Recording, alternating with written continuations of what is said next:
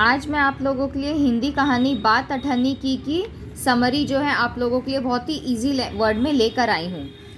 बात अठन्नी की कहानी में सुदर्शन ने समाज की न्याय व्यवस्था पर करारा प्रहार किया है।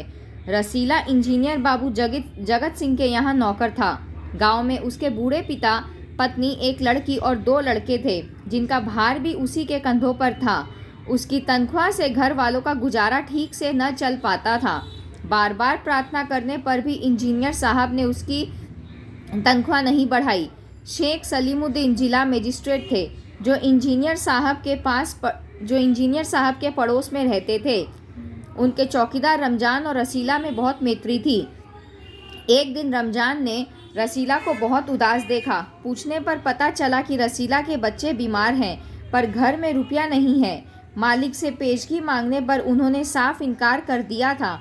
रमजान ने उसे कुछ रुपए दे दिए। रसीला के बच्चे स्वस्थ हो गए। उसने रमजान का ऋण चुका दिया। केवल 8 आने शेष रह गए। एक दिन जगत सिंह कमरे में अपने किसी काम के लिए किसी से 500 रुपये की रिश्वत ले रहे थे, जिसे रसीला ने सुन लिया। इंजीनियर साहब ने उससे 5 रुपये की मिठाई लाने भेजा। रसीला ने 4.5 रुपये की मिठाई खरीदी और 8 आने बचाकर रमजान का कर्ज चुका दिया। मिठाई देखकर इंजीनियर साहब को कुछ शक हुआ। उन्हें लगा कि वह मिठाई 5 रुपये की नहीं है। उन्होंने रसीला को धमकाया और हलवाई के सामने ले जाने की बात कही।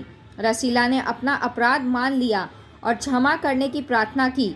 इंजीनियर साहब ने उसे खूब पीटा और पुलिस के हवाले कर दिया। उन्होंने पुलिस के सिपाही के हाथ में 500 का नोट थमाते हुए कहा कि रसीला से सब कुछ मनवा लेना। दूसरे दिन उसे कचहरी में पेश किया गया। उसने कचहरी में भी अपना अपराध स्वीकार कर लिया था।